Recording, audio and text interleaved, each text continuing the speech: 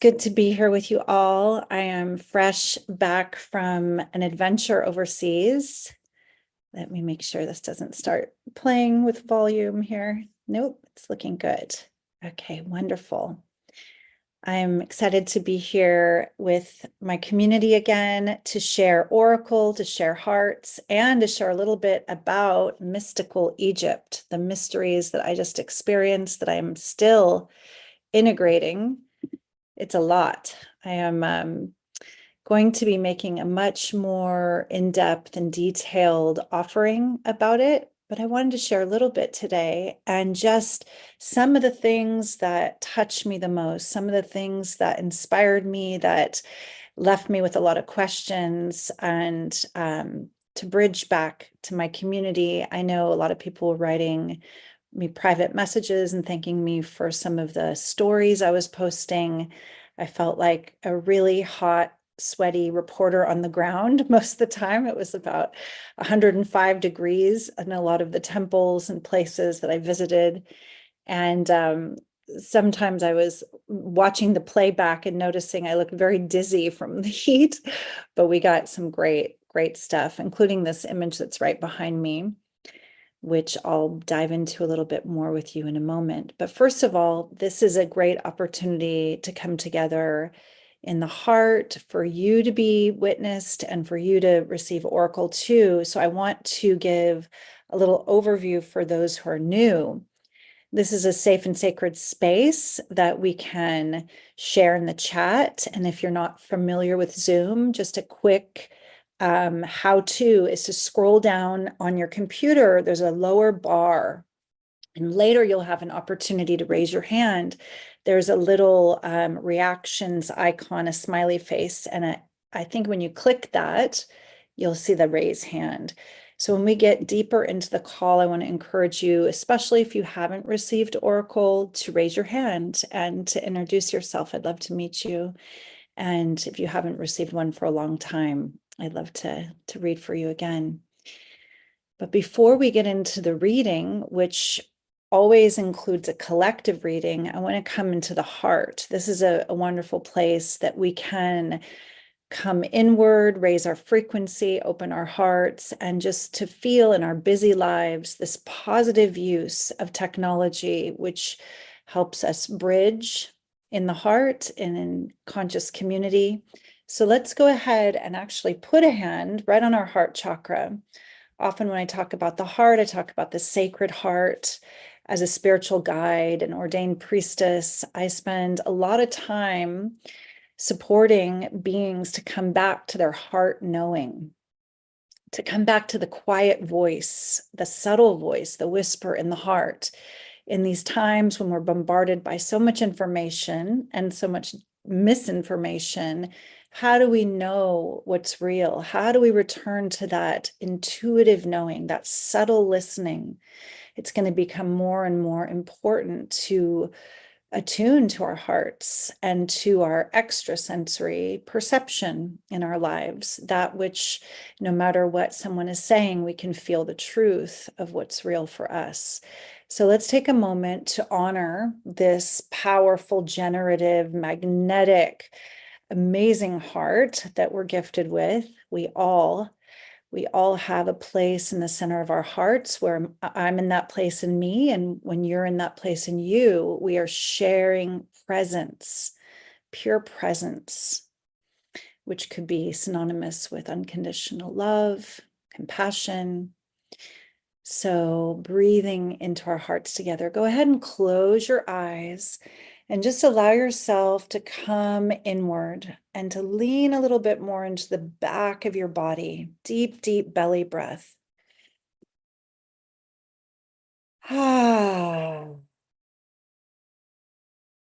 We are so forward leaning in our culture into the future, into the mental body, giving our minds to our hearts and taking a couple more deep breaths together. Deep breath with a little sigh.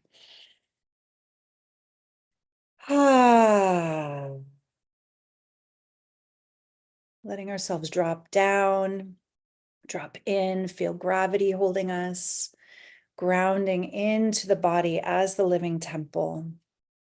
One more deep breath with a sigh. Ah, beautiful. Go ahead and give your heart chakra just a little bit of light pressure, a little spiral. This releases oxytocin, it downregulates the nervous system. And as you continue to breathe for a moment with me, taking this precious opportunity to just feel whatever's here for you. Whatever you are bringing today is not only valid, it is precious. Your feelings are your superpowers. And here you can be authentic, shadow and light. So just feel what is here. There might be an inner smile that is here, that you can feel gratitude just to be here. Breathing into that possibility. And whatever else is here. Emotions, energy and motion. Sometimes just slowing down, you can feel the things you haven't allowed yourself to feel and begin a sort of inner alchemy. To feel it, to touch it, to integrate a little bit more. Deep breath. Go ahead and feel into what your intention is being here. Maybe you're coming for community. Maybe you're coming to open your mind and heart to receive something that is inspiring. Maybe it's to receive guidance. And whatever it is, you're welcome. So let us slowly open our eyes now. And I just bow to you. And I thank you for taking this time for yourself. It's good to be here with you. This blesses my life as well. Whenever I have an opportunity to share from the heart and to serve in some way, whether that's to invite a group to raise their frequency by breathing into that heart space together, I feel it affects me in such a powerful way. So I thank you. And I want to start by sharing a little bit about my recent trip to Egypt. And I'm wondering if any of you have ever been fascinated by ancient Egypt when you've seen images of hieroglyphs or pyramids. Go ahead and use the chat. And this is a community call. This is a wonderful opportunity to not only share about, yes, that's awesome. I'm going to get into reading the chat. It's very fun to see who's been to Egypt, who's been fascinated by Egypt, and maybe even things that have come to you in dreams or as a child, past life memories. I'd like to share a couple very personal things, events, and mystical experiences that connect me to Egypt before I had this opportunity to go. One is a dream that I had several years ago, I think probably about 3 years ago now, where in my dream, I was standing and looking out over a very lush, green, well-manicured, beautiful, like gorgeous grounds. And there were fountains, and I could see this abundant energy of life, verdant, fertile ground. And I, in my dream, looked down and there was a lion standing next to me. And I was looking at this lion that wasn't as big as lions that I've seen in real life now appear to be. And either I was very tall or this was somehow some small lion, but it felt like this lion and I lived in harmony at this time and in this land, and that we were somehow connected, like telepathically connected. And then I turned around and looked behind me at this beautiful temple, gorgeous, immense, just like these pillars behind me that are like 30 plus feet high. And I heard Dendera. And then I woke up.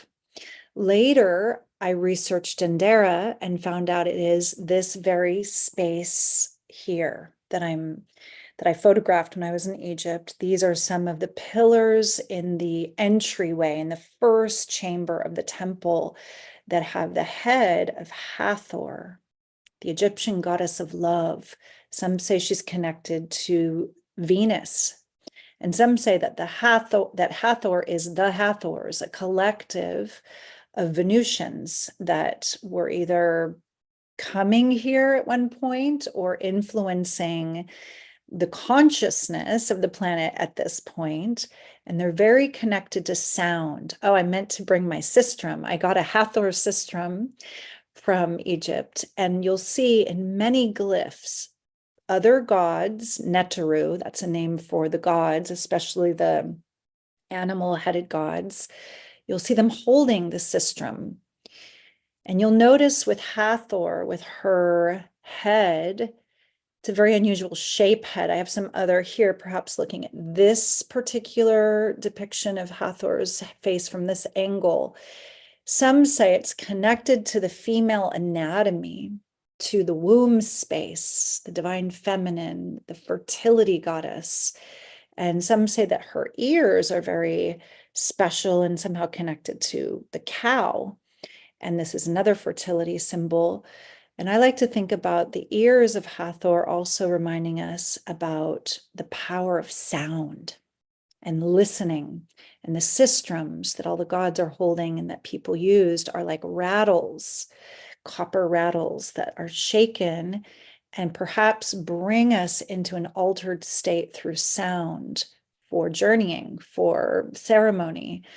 So Hathor has so many mysteries, and the Temple of Dendara was one of the most mysterious sites I visited for one particular set of hieroglyphs. There was actually 2 areas, and I admittedly didn't find an image of this to share with you. I do have it, but it's going to come later in the compilation I make. There is a crypt below. I'm going to share this with you. There's a crypt below in the Temple of Dendera that has a hieroglyph that looks like a giant light bulb. And many have been mystified by this crypt, this strange place that, let me see if I can, if it's easy to locate this little video, I'm going to play it for you. If not, I'm going to let it go. There's many other things I wanted to show you, but this crypt has a giant light bulb with a snake inside of it too, in fact. And when asked, the Egyptologist couldn't say there's any proof that they had lights, but it looks like the stem of this giant pod with a snake inside it is plugging into a box, and then the light bulb is held by something that looks like a jed pillar, which I'll show. Here's another beautiful Hathor temple image to share with you. One moment. We're going to go in for a little journey here. So you can see the color that still remains on the ceiling. And the image behind these pillars is actually a colorful ceiling depicting Nut, night, the night goddess, the goddess of the sky and the stars. And if you follow my cursor, this is another Hathor head that's coming out from her womb as if she's giving birth from the moon. There's a moon in her womb to the goddess of love.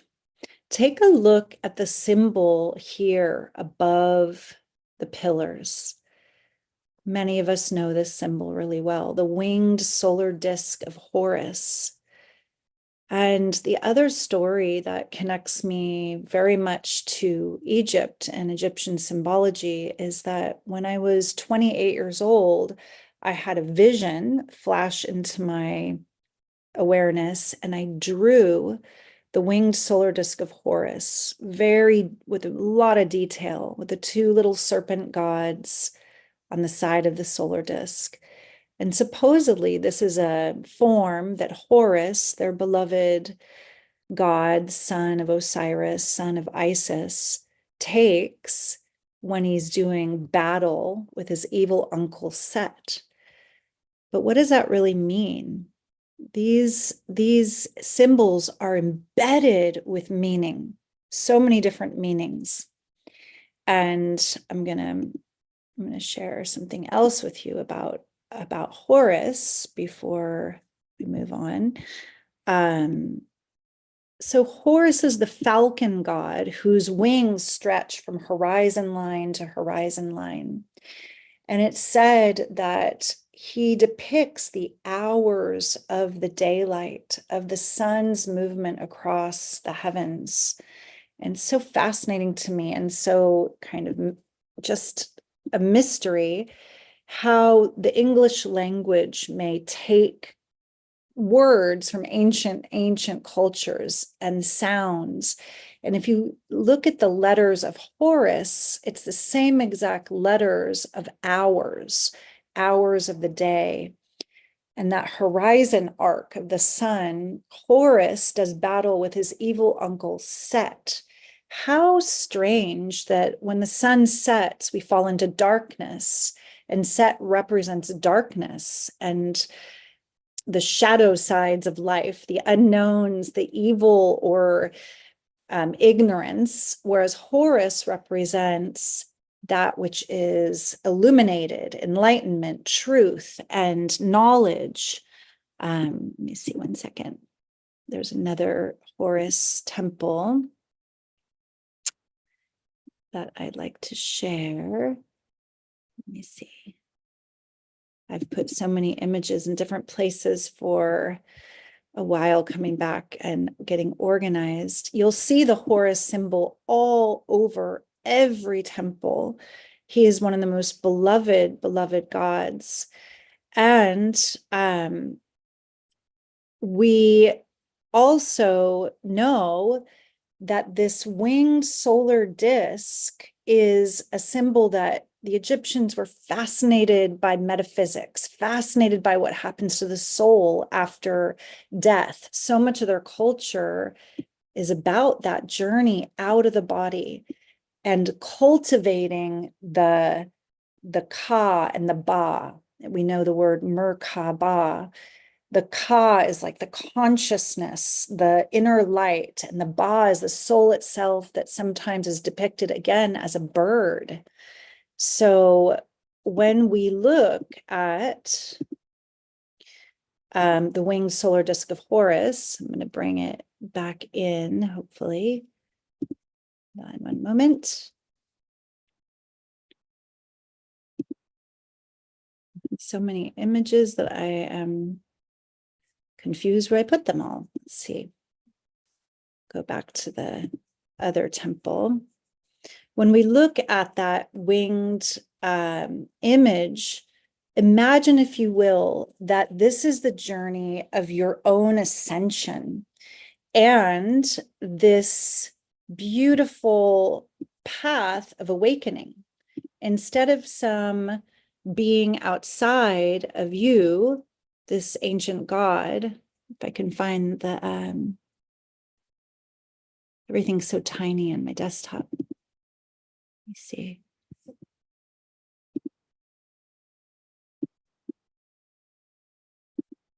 Here we go again. If you see this again and feel into the winged solar disk of Horus above the Hathor head, feel into, let's see, can you see it there? Feel into your own spine, and we're going to feel into the base of the spine. It's said that these serpent ally gods assisted Horus in battle against Set, against the darkness. In Indian yoga, the Ida and the Pingala rise up the central channel. So if you flip this two-dimensional symbol and open this image, the sun becomes a column of light, a shaft of light.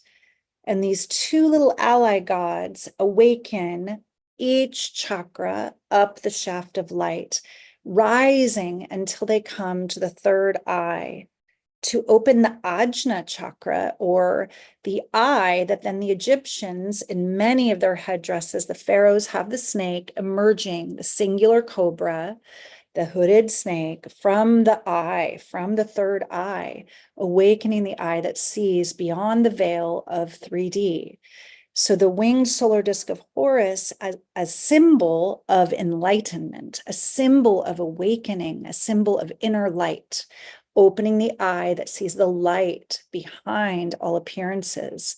They were fascinated with the journey of the soul and the consciousness beyond form.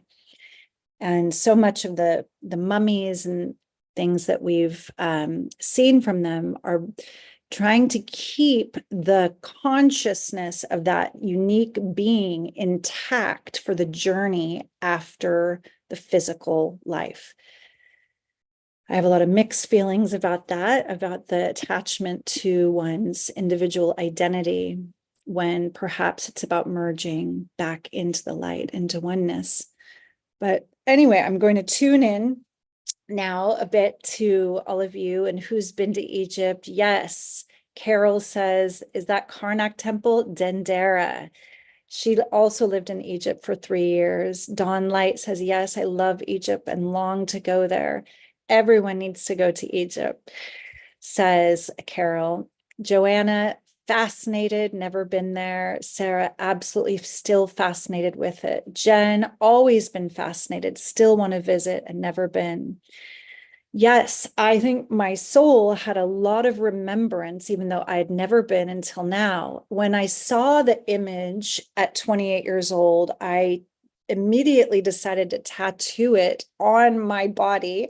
So one of my tattoos, and the biggest one, is a winged solar disk of Horus on my lowest part of my back, which then may have been a part of my own kind of Kundalini awakening experience and my soul remembrance. So this connection to Egypt as part of my priestess path was very, very strong from a young age, without me knowing intellectually or remembering specific details. There's a familiarity.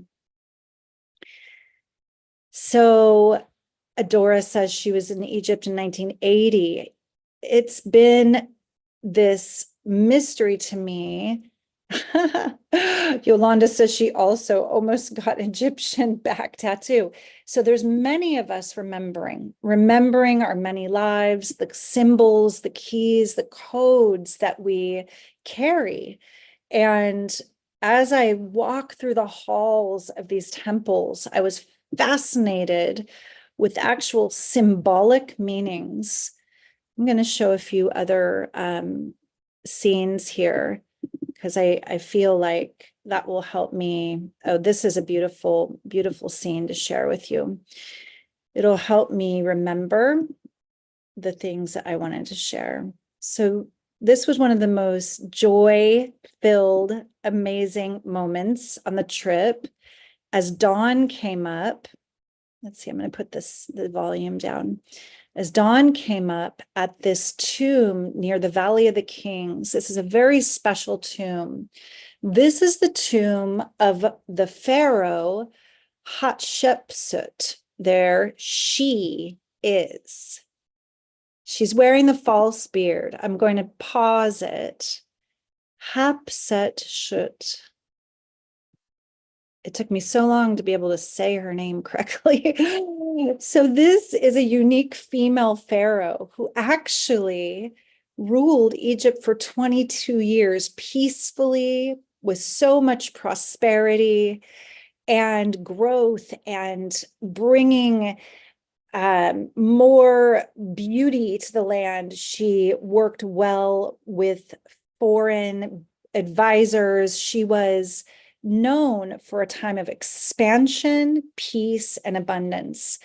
And it was said no woman could be a pharaoh or rule. So when her father passed away, she had been close to his side, learning how to rule, and her younger brother was only 7. Tutmos the third, I believe, was his name. Some say it was her half-brother and her nephew. There was so much interbreeding and intermarrying at that time in the royal dynasties. It's kind of a miracle they didn't have more problems. It's said that King Tut was badly deformed because of the inbreeding. But anyway, back to Hatshepsut. Oh my God, Hatshepsut. It's one of the hardest names for me to remember. She made up a story that her father was Amun-Ra himself, even though she was the Pharaoh's daughter. Her mother being the Pharaoh's wife, she made a story that her mother was impregnated by Amun-Ra, and then she wore the false beard. All of her statues show her with an androgynous or male body, but you can see her face is quite feminine. And this is her tomb.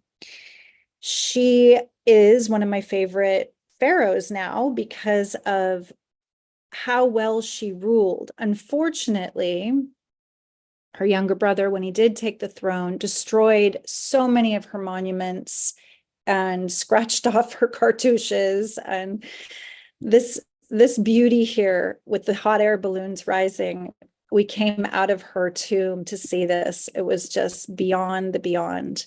So you can kind of get a feeling for the grandeur. This was the first big temple that inspired the other pharaohs to bury themselves nearby in the Valley of the Kings after her reign.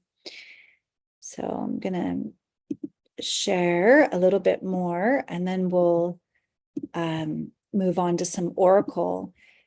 There is, let me see, this is the Temple of Karnak. Someone asked earlier, Carol asked if it was. I'm going to share the Temple of Karnak for a couple reasons. Here we go. The Temple of Karnak is really unique. Hatshepsut's influence there is strong. It's so special. We're going to take the volume down and just let you see all of this was buried under sand. It wasn't until the 1800s that archaeology became a fashion and Europeans came and started to discover the ruins and resurrect them and remove the sand and re-erect the pillars. Many of the pillars had fallen down under the sand. They re-erected the obelisks. And in this temple, it's like 10 different temples in one. This is just a small portion of the Karnak temple. But these, you can see some of the pillars are repaired with cement. You'll see the old material, how they're resurrected.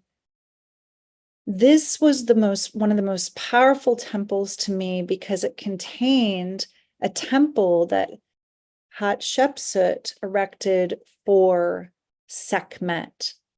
Notice those giant, beautiful pillars there to the left. This shape you'll see all over the resurrected temples. It represents papyrus that is tied, and that is a sacred plant to the people because of their scrolls and their writing. I'm going to dive into another one with you. Let's see here. Okay, we will share this tomb, just one of the tombs. I visited so many tombs. For me, the energy was very different between a tomb and a temple. The tombs were fascinating. Some of them were very well preserved, and this is one of the most well-preserved tombs in the Valley of the Kings. And this is actually a video with me talking. I'm gonna play it for you. As a child, and the waves are the waters purified washing. And the hieroglyphs, every glyph represents a letter to decode and read. Her sister, Nephthys. You know the difference because Nephthys has the basket on her head, and she's the goddess of the underworld, also purifying the waters. While Isis has the throne on her head as the ruler of the upper world. They're often seen together. That was kind of loud. I'm not sure if you could hear what I was saying. This is one of the most colorful, still intact tombs of the baby boy child who died early it's actually in the Valley of the Queens of Ramses III. And the color was so vibrant here that I wanted to share because most of the temples and all of the tombs were coated in white limestone and then colored in bright, bright, beautiful colors like that. So when you see the dark kind of cement pillars, imagine that. Imagine the beauty and the awe that that inspired. I'm just going to check in for other comments. Yes, Carol's talking about Hatshepsut too, the fierce Egyptian woman in the Valley of the Kings. Yes. And some are sharing, Yolanda's sharing that she has an interesting connection with Hatshepsut from an Akashic reading. Yeah, one of the things I wanted to share was not a lot, but a couple people expressed concern before I went to Egypt because of what's happening in the world just globally right now. There's division, there's fighting, there's intensity. And I felt nothing but kindness, warmth, love, and welcoming from the Egyptian people. They are truly loving, open-hearted people. Everywhere we went was a warm invitation, whether it was eating with locals between temples. We had some opportunities to meet them and it was so special, so special. Carol agrees about Egyptian hospitality. The other interesting thing I wanted to share was that even though our guides are Muslim and devout Muslims, now one of the guides, Muhammad, would pray 3 times a day. The sound of the minarets was so beautiful when we were out and about. Everything had this incredible vibe when that would happen. Even though they are devout Muslims, there's still awe and reverence for the ancient Egyptian culture. And one of our guides would take us kind of in this like secret passageway to touch a certain symbol or put our crown of our head on the wall on a certain worn out area in a certain temple to feel the energy. And they were very mystical and they were very connected to the energy of the places. And so I did ask how that works, if there is any inner conflict, any conflict with families who are very religious, because one of the sad things I saw because of religious changes in Egypt, there was a lot of damage to the images, not necessarily by the current Muslims, but ancient Christians after the fall of the dynastic time and when the temples were covered in sand 10 meters high out of 30. A lot of Christians hid in the temples to survive from Roman persecution, and they scratched off the faces and the feet of the deities. And the ceilings and the columns were covered in soot from their fires and cooking. So that was sad to me to see the damage that was done because of religious differences. I want to show one more fascinating thing here before we move on. I could do a much longer share about this, and I will eventually, but this underground tomb was one of the most mysterious. This is the Seraphim of Saqqara. And this tomb is full of massive sarcophagi, each one so much bigger than a human would need. So it's believed that the prized bulls, oxen of Pharaoh Djoser were buried, 26 of these, that they were buried here after a ritual sacrifice, that these sarcophagi were carved for his bulls. Now, the part that's so fascinating to me is that the granite itself comes from 900 kilometers away in Aswan, and this is near Luxor, and each weighs 100 tons. So the amount of work that it would take for each one of these to be transported, carved, and to be brought into these narrow tunnels underground, laid out like this, is just mind-blowing. Were they really just for bulls? Were they originally for bulls, or were they used later for bulls?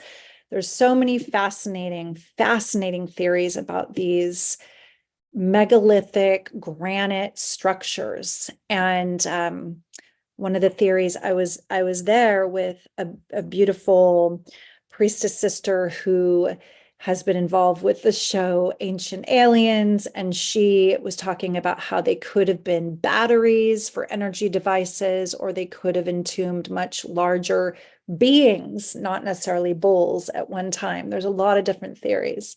So these are some of the fascinating things about that site. Crusaders tried to erase Egyptian culture. Yes, Crusaders and the Christians that were being persecuted and hiding in the temples and cooking in the temples and ruining the temples with smoke. You'll see in many, many of the images.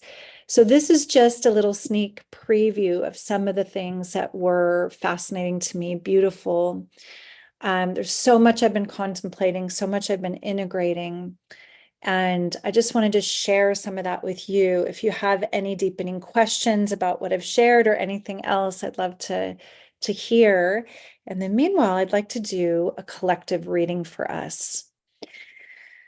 Often when we pull a collective card, you'll notice that it resonates a lot for you. And that's because working with greater symbols, archetypes in the symbolic universe, they're very, very powerful. And the symbols, like the hieroglyphic symbols, have multiple layers of meaning. So when we pull a card today for the collective reading, just use your body wisdom to feel, is that medicine for me? Is there something coming from this particular oracle that I can apply to my life? I'm getting a gentle reminder from my assistant to share that, as we love talking about the mysteries, as a 13 moon priestess, I've been on a path of sharing divine feminine mysteries for 16 years. And in the new year, we're going to start our priestess training, the Mysterium, once again. And there is a waiting list for that if you want to find out more and to have a one-on-one interview with myself or my focalizing apprentice, Alexis. Then Kim is popping the link in the chat here to join us for the priestess training that begins next year. It is 13 moons long, and that's how many full moons are actually in a year cycle. So we honor that.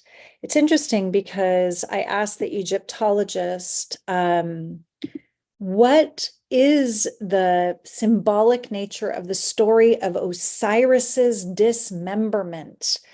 And he said that one theory is that there were 14 pieces that represent the different lunar phases of the waxing and waning moon. And I thought that was fascinating, that it would be connected to this celestial event and that they used that as a metaphor, these 14 dismembered pieces. Often we think of the 13 phases and the 13 whole moons. So something to look into. There's another theory that there were many, many more pieces, each representing a part of Kemet, the sacred land of Egypt. So I'm going to pull a card for us, and this is the 13 moon oracle. This is from my beloved fairy goddess mother's lineage, and her 13 moon oracle can be purchased on holographicgoddess.com. Kim, maybe you can pop that in the chat as well, because you can get to know these amazing alchemical cards yourself. So we're going to pull a card that is from this Divine Feminine alchemical deck in honor of the collective right now.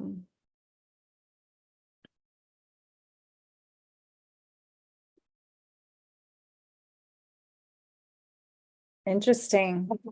Kim and I were just talking about this archetype earlier, and it's kind of perfect because it connects us to another special event that's coming, another free live spiritual masterclass for Samhain, this turn of the wheel event that is honoring the ancestors, honoring that life after the physical life. And we pulled the archetype of the Queen of Death. And this is an archetype that we don't really talk about as much in the West. We are very much more enamored with the solar and the goddess of love and the archetypes, the divine feminine, that are about fertility, abundance, beauty, pleasure. The Queen of Death is a lesser known and probably lesser loved archetype of the divine feminine that still is a benevolent ally. Benevolent ally. Kim popped the link for the Samhain ceremony. Even though it sounds like Samhain, it looks like Samhain. So you'll see it there in the chat. That's edenamadora.com/live-spiritual-masterclass-new. We're doing it in a new way. So please sign up for that. It's going to be a deep dive into honoring of the ancestors, honoring of our own walk in the dark, in the unknown, in the darker time of year that's approaching, honoring these cycles, the greater cycles. So back to the Queen of Death. As a collective card, the Queen of Death is she who says, I trust, I release. In the unknown, I release control. I release the grip of the mind that tries to control, that clings to the illusion of control, because nothing is real but ceaseless change. And in the divine feminine, we know that death is not an ending. It is a part of the cycle of life. In this cyclical spiral of life, death is a doorway of transformation, the death of identity, the death of relationship, the death of patterns that we might have clung to. She's asking us to trust and to release. So feel how we have to trust and release, even in the breathing process. We exhale all the way. We released and we trust that there is an inspiration coming. We trust, like the ancient beings, that every night when the sun sets, the dawn will come. Even though we don't know how all of this actually works with our minds, this automatic breathing, the cycles of sun to darkness, we trust the cycles, we trust life. So if you are one who is caught in trying to control outcomes, control others, control the future, she's come for you to bring you back to peace and presence, to bring you back to the deeper trusting of your heart knowing. Again, we started with that today. So taking a deep breath together, just feeling this darker face of love, this benevolent ally that also assists us sometimes to go down into the underworld of our subconscious, to retrieve, like a soul retrieval, parts of ourself that we may have lost from our childhoods, from our innocence, from our magic. What do you need to resurrect from the underworld of your psyche, of your subconscious, in wholeness? This is a deepening inquiry from the Queen of Death as well. And she also invites us to consider, what may you be served to compost and fully release, to transmute like compost in the dark, in the earth, the Nigredo, under the ground, to let it go, to give it to Mama Gaia, give it to the darkness, give it to the earth for new fruits and flowers, like compost that feeds something totally different, something beautiful and alive for you. So what has come to be let go of? So just deepening in your contemplation with this archetype. Hail to the Queen of Death. May we learn how to navigate both the dark and the light, heart first, with trust. I'm going to ring my bell, my bowl.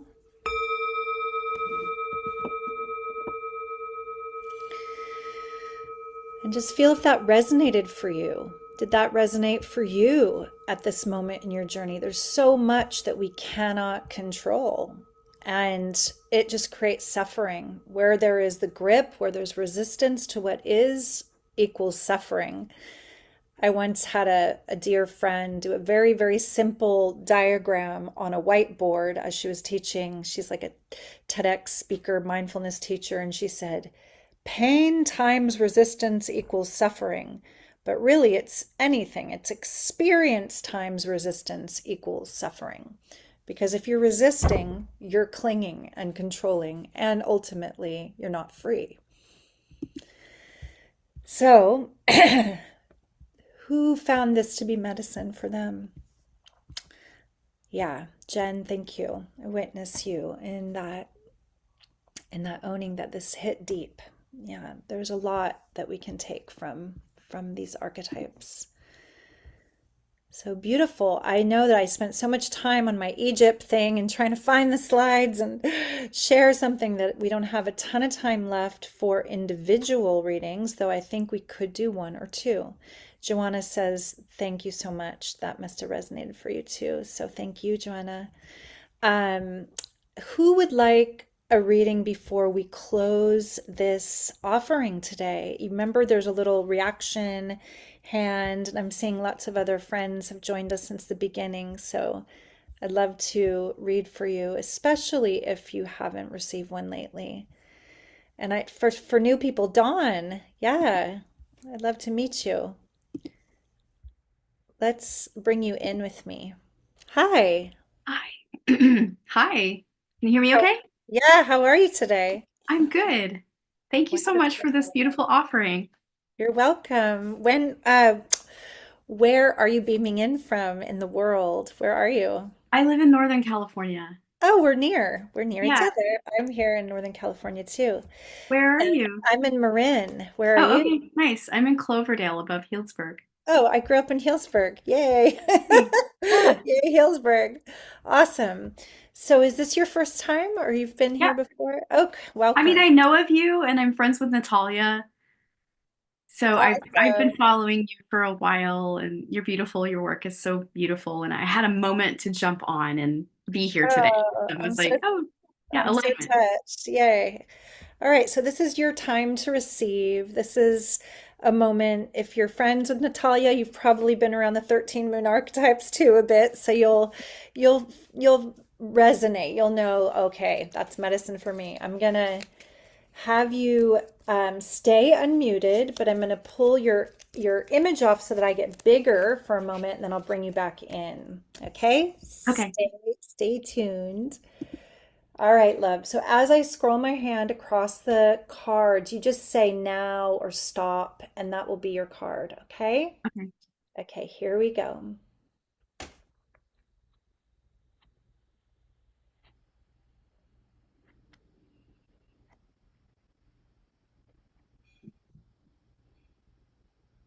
Now.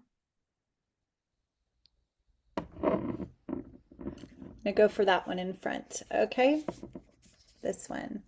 Wow. All right. So we just spoke about the Queen of Death.